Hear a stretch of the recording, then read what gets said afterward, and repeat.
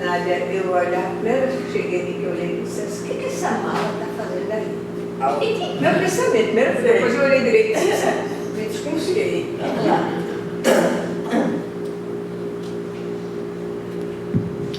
Graça, misericórdia e paz da parte de nosso Senhor e Salvador Jesus Cristo. Amém? Nós vamos ler um texto hoje, que está no Evangelho de Lucas, capítulo 7, do versículo 11 até o 17. Diz assim a palavra do Senhor: Em dia subsequente, dirigia-se Jesus a uma cidade chamada Naim, e iam com ele os seus discípulos e numerosa multidão. Como se aproximasse da porta da cidade, eis que saía o enterro do filho único de uma viúva. E grande multidão da cidade ia com ela. Vendo-a, o Senhor se compadeceu dela e lhe disse: Não chores. Chegando-se, tocou o esquife e, parando os que o conduziam, disse: Jovem, eu te mando, levanta-te. Sentou-se o que estivera morto e passou a falar, e Jesus o restituiu à sua mãe. Todos ficaram possuídos de temor e glorificavam a Deus, dizendo: Grande profeta se levantou entre nós, e Deus visitou o seu povo. Esta notícia a respeito dele divulgou-se por toda a Judeia e por toda a circunvizinhança. Amém? Vamos orar. Senhor nosso Deus e nosso Pai Celestial, graças te damos, Senhor, porque até aqui o Senhor tem nos sustentado com a sua mão direita fiel, sempre, sempre, sempre, apesar de todos os pesares, mas sobretudo, especialmente, apesar de nós. O Senhor tem nos conduzido, o Senhor tem nos amparado, e nós rogamos hoje que o Senhor abra os olhos do nosso entendimento para compreendermos aquilo que o Senhor tem para nós, mesmo no meio daquelas dificuldades pelas quais passamos, e que nos últimos tempos, Senhor, não tem sido poucas nas vidas daqueles que fazem parte do teu povo. Vem sobre nós, socorre-nos, enche-nos com a presença gloriosa do teu Espírito, em nome de Jesus. Amém. Queridas irmãs, a gente hoje está trazendo uma palavra que é um clamor para que exercitemos a compaixão com aqueles que estão à nossa volta. Nunca vivemos um tempo de tanta necessidade de compaixão com aqueles que estão ao nosso redor. E ao mesmo tempo nós temos percebido também um tempo de grande insensibilidade em relação às dores que não doem na nossa própria carne. Isso tem sido cada vez mais recorrente no meio do povo de Deus. E o Senhor nos chama hoje para sairmos de nós mesmos e percebermos e termos sensibilidade para perceber aquelas dores que doem nos nossos irmãos. Essa é uma responsabilidade intransferível. Quando o Senhor nos mostra uma necessidade, o Senhor está mostrando para que a gente de alguma maneira chegue junto. E quando nós não podemos chegar juntos de maneira prática, podemos chegar junto da maneira mais efetiva que existe, que é a oração. Muitas vezes a gente, não sei se isso acontece com vocês, eu acredito que sim, muitas vezes a gente faz a leitura da palavra, faz as nossas orações e tenta dormir. E haja gente vir à nossa memória. Invariavelmente, quando isso acontece, é para que a gente se levante e clame. A gente apresente aquela pessoa. Muitas vezes a gente não sabe qual é a dor que aquela pessoa está enfrentando. Mas se o Senhor nos mostrou, clamemos, oremos, apresentemos diante de Deus, em nome de Jesus Cristo. Hoje eu recebi um pedido de oração. Pedido esse que você não sabe mais nem como orar. Não sei se isso acontece com vocês. E eu repito, quando isso acontece, especialmente quando isso acontece, a gente apresenta diante de Deus, dizendo: Senhor, eu não sei o que pedir nessa situação, mas o Senhor sabe. O Senhor é aquele que conhece a profundidade dos nossos corações e sabe exatamente aquilo que nós necessitamos. Esse texto que nós lemos é um texto muito conhecido. Mostra Jesus em Naim ressuscitando o filho único de uma viúva. Imediatamente no dia seguinte, a cura do servo de um centurião. No primeiro momento, quando eu preparei essa palavra, eu descrevi a cena quando Jesus cura o servo daquele centurião. Mas hoje eu queria focar nessa ressurreição. Para uma viúva, naqueles dias, que não havia sistema previdenciário, aposentadorias, pensões, para uma viúva, o filho era o seu arrimo. E essa viúva tinha apenas um filho, e esse morreu. Então a situação ali era absolutamente calamitosa. O Senhor tem em todos os tempos chamado homens e mulheres de corações compassivos que possam acudir todos aqueles desgraçados à sua volta. E quando eu uso a palavra desgraçado, eu uso na acepção dela aqueles que estão desprovidos de graça, de favor de Deus, necessitados de uma intervenção poderosa do céu para mudar a realidade. O Senhor poderia fazer isto através de anjos, mas em sua soberania resolveu usar a você e a mim, mesmo, repito, apesar de nós. Ele já nos capacitou para isso e prestaremos contas dessa mordomia que infelizmente tem sido tão negligenciada. O Senhor deu a mesma oportunidade a cada um de nós, que é o fato de estarmos vivos sobre a terra, e ainda nos deu dons para que os multipliquemos em sua obra. E vale a pena lembrar que o Rei está voltando. E prestaremos contas da mordomia, daquilo que nos foi confiado e que temos negligenciado.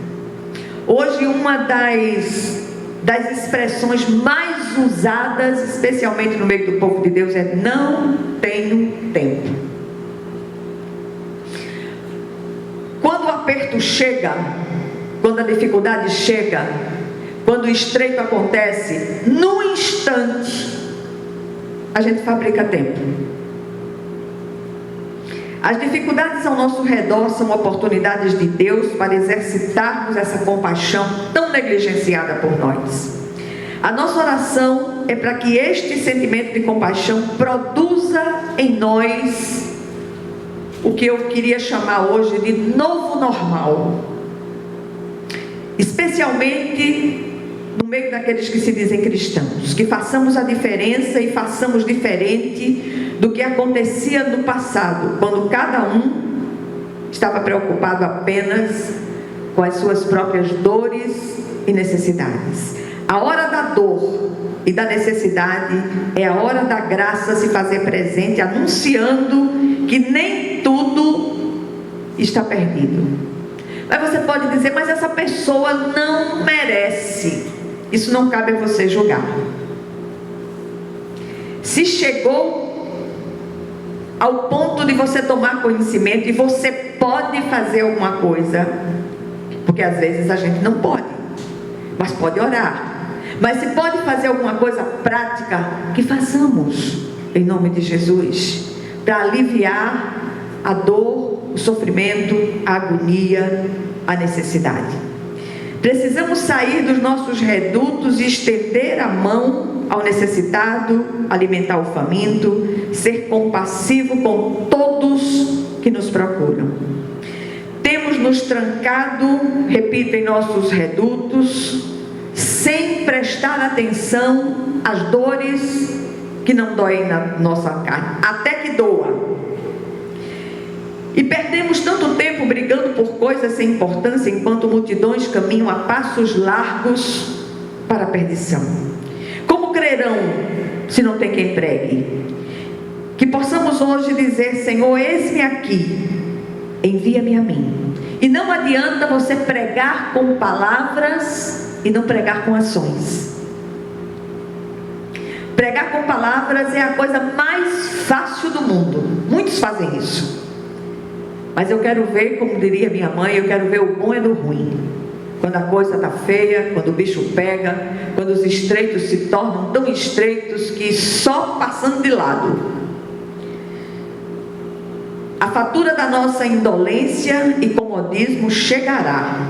Tomara que haja liquidez para saldar. Seremos cobrados pela liberdade e os recursos que foram colocados à nossa disposição e que não usamos. Quando nós entramos para saber das notícias do mundo cristão, aquilo que está acontecendo lá fora, no meio daqueles que se dizem cristãos e que estão sendo perseguidos, massacrados, mortos, de todas as formas que vocês possam e não possam imaginar. Aí nós paramos e pensamos na liberdade que temos, ainda temos. Liberdade de falar do Evangelho, liberdade de anunciar o Cristo, liberdade de acudir o necessitado, de estendermos as mãos e socorrer aqueles que necessitam verdadeiramente de socorro do céu. E o Senhor, repito, não vai usar anjos, porque Ele levantou servos sobre a terra para isso. O texto todo fala de duas multidões. A primeira celebrava a cura do servo do centurião, como eu falei no início. E é uma situação que eu não vou me reportar a ela, mas eu gostaria de focar na segunda multidão. A segunda multidão que trazia uma mulher desvalida, uma viúva solitária, que o único meio de subsistência era um filho e acabara de perdê-lo. Essa mulher lamentava a morte. Jesus entra em Naim com seus discípulos e grande multidão que vinha com ele, encontra-se com outra multidão que acompanhava essa viúva que ia enterrar seu filho. Convém salientar aqui que naquela época, repito mais uma vez, não havia nenhum sistema previdenciário. O arrimo de uma viúva era o filho mais velho, e a mulher em questão, além de viúva, tinha um único filho. Então a situação era calamitosa.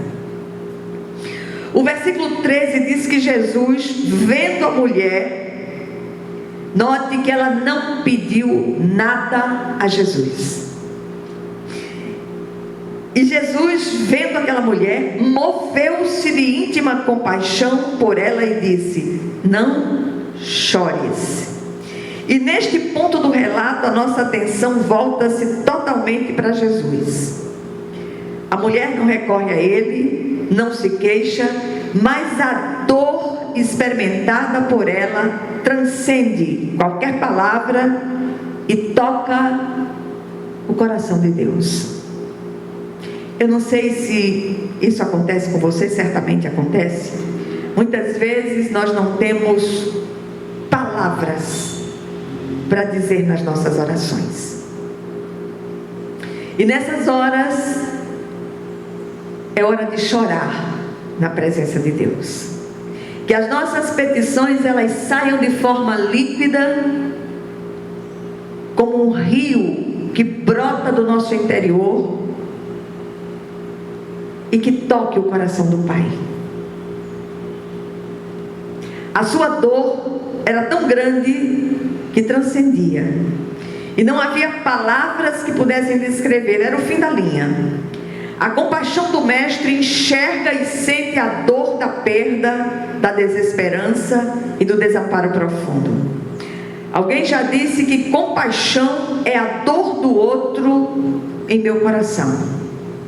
E como tem sido difícil as pessoas enxergarem essa dor. A sensibilidade de perceber aquela dor que não dói na carne do outro. Foi isso que aconteceu. A dor daquela mulher tocou as profundezas de Deus e a vida prevaleceu. Ela recebeu seu filho ressuscitado de volta. Sem Cristo estávamos todos sem arrimo, éramos desgraçados na acepção da palavra, destituídos da graça de Deus. Contudo, já fomos vivificados pelo Espírito de Deus. Lamentavelmente tem faltado compaixão em nosso meio, repito mais uma vez. Vivemos em um tempo em que as pessoas estão mais preocupadas com a satisfação de seus desejos pessoais que com a dor do outro. E normalmente essa preocupação é com o ter em detrimento do ser. Meu marido costumava dizer uma coisa muito interessante, muito sábia. Ele dizia que a medida do ter não enche nunca. Quanto mais a pessoa tem, mais quer. Isso nos faz lembrar do diálogo do profeta Jonas com Deus, em Jonas 4, de 9 a 11. Diz assim o texto: Mas Deus disse a Jonas: Você tem alguma razão para estar tão furioso por causa dessa planta? Respondeu ele: Sim, tenho. Estou furioso a ponto de querer morrer. O profetinha desaforado. Mas o Senhor lhe disse: Você tem pena dessa planta, embora não a tenha podado, nem a tenha feito crescer. Ela nasceu numa noite e numa noite morreu. Contudo, Nínive tem mais de 120 mil pessoas que não sabem nem distinguir a mão direita da mão esquerda, além de muitos rebanhos. Não deveria eu ter compaixão dessa grande cidade? Contudo, este é um sinal visível da segunda vinda de Jesus, o amor que tem esfriado dos corações. Mas ainda há tempo de mudar essa triste realidade. O que esse texto, que nós já lemos tantas vezes, que você já leu tantas vezes, o que ele nos ensina hoje? Primeira grande lição: a verdadeira vida sempre prevalece a morte. Em segundo lugar, precisamos aprender com o Senhor da vida a exercitar compaixão pelos perdidos ao nosso redor e ir até eles levando vida. Em terceiro lugar, precisamos ser canais para trazer os mortos em delitos e pecados de volta à vida. Muitos que até corriam bem, como diz o texto, como diz o hino, o velho hino, hoje do Senhor longe, agora vão. Que o Senhor possa ir buscá-los, e do jeito que o Senhor fizer para trazê-los de volta, nós devemos dizer amém e glorificar o nome do Senhor. Em quarto lugar, o exercício da compaixão nos leva a sentir a dor do outro em nosso próprio coração. A compaixão é diferente daquela pena furtiva que sentimos por alguém, mas que logo se dissipa. O coração compassivo, além de sentir a dor e a necessidade do outro, se move em sua direção para mitigar aquele sofrimento. E por último, não podemos perder de vista que o Senhor continua procurando homens e mulheres de corações compassivos, que possam levar vida aos que estão mortos ao seu redor. E são muitos os mortos vivos ou vivos mortos ao nosso redor. Que o Senhor nos ajude a enxergar isso e estender a mão àqueles que têm necessitado de uma intervenção poderosa do céu. Amém? Vamos orar umas pelas outras.